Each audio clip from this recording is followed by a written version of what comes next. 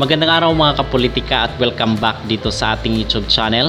Sa videong ito ay ating pag-uusapan continuation dito kay Zoe Faki. Kasi doon sa ating previous video mga kapolitika ay ating napag-usapan itong import ng Chocomocho Flying Titans sa si Zoe Faki at kung tama lang ba yung ginawa ng coach na ibinangko siya dahil dito sa poor performance niya dito sa nangyayaring PVL Open Conference.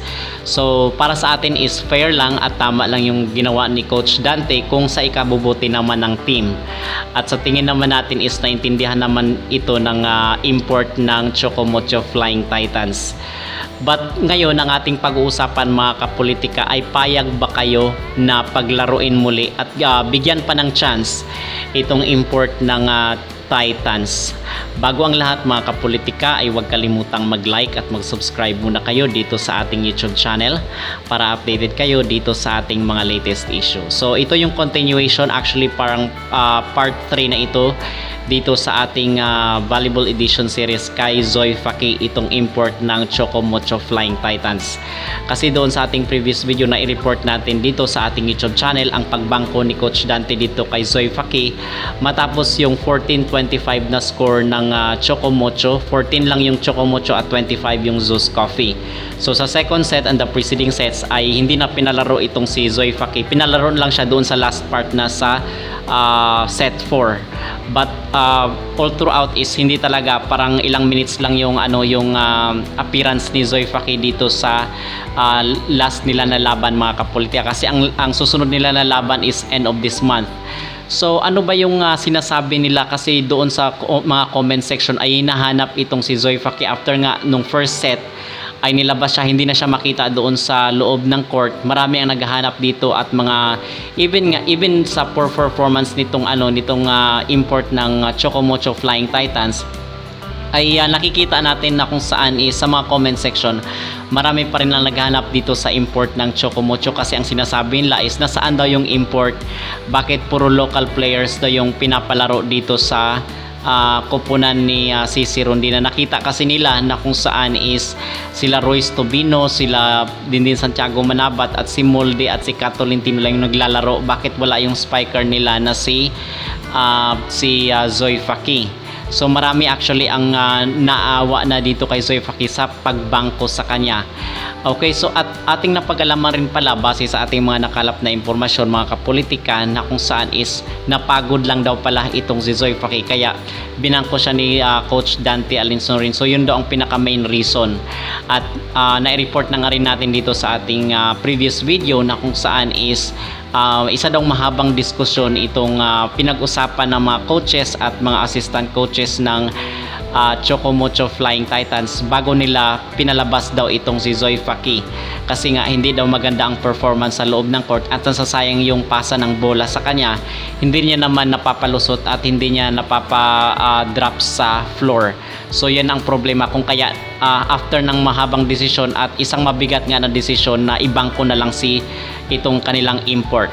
So ngayon is meron namang bagong impormasyon na kung saan is napagod lang daw pala itong si Zoe Faki kung kaya ganun ang performance niya. Ang sabi nga ni Coach Dante Alinson ay meron pa raw mas malaking potential itong kailang import, kung kaya is bibigyan umano ito ng chance na maglaro sa susunod na mga match ng kanilang team. So ang tanong ngayon ng nakararami is dapat pa bang bigyan ng chance itong kailang import na maglaro sa susunod na mga matches matapos yung low quality na performance nitong Greek import ng Chocomocho Flying Titans. So ito yung ating sasagutin is payag ba tayo or okay lang ba na siya ay papasukin uli sa loob ng court para maglaro para sa kanyang kupunan, kasi obviously sayang rin naman yung binabayad sa kanya mga kapolitika. Malaki yung kanilang mga talent fee nito at yung mga accommodation sa kanila is medyo mahal rin. So kumbaga ay para hindi masayang yung bayad ng ribisco sa kanya ay dapat nandun siya sa loob ng court. Okay, kasi pare-pareho lang naman silang sumasahod dito sa kanilang team. So para sa akin yung masasabi ko dito kung payag ba tayo na paglaruin itong Zoe Faki is okay lang din naman. Okay, kumbaga pwede namang mag-experiment rin itong si Coach Dante kasi anytime naman yan pwede niyang paupuin at pwede niyang bunutin pa maglaro dito sa loob ng court. So ganun lang po yun. Kumbaga kung off yung kanyang laro sa loob ng court ay pwede niya namang palabasin at ibabangko for the meantime. Okay, until such time na makuha niya yung timpla ng kanyang laro dito sa loob ng court. So ganun lang po yun.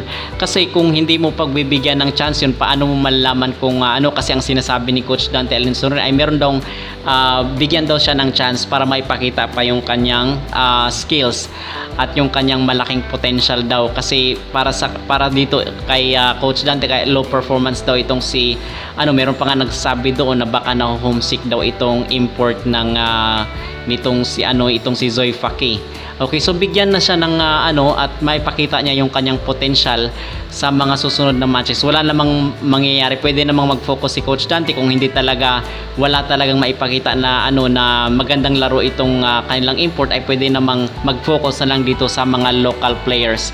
Kasi actually natin na nag-private na pala itong si Zoe Faki ng kanyang mga social media accounts. Kasi nga ang mga Pinoy daw ay binabash daw siya, inuulan siya ng bashing doon sa kanyang mga social media accounts, at yung iba pa nga mga kapolitika ay mini-message daw itong si Zoe Faki na mga basher.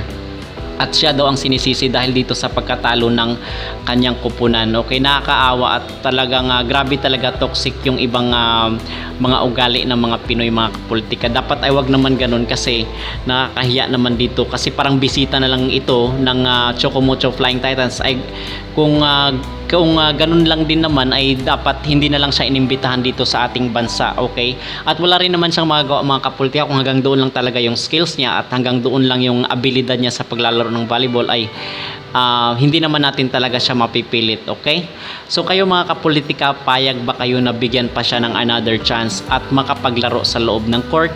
Mag-comment down below at huwag kalimutang mag-like at mag-subscribe muna kayo dito sa ating YouTube channel para updated kayo dito sa ating mga latest issue.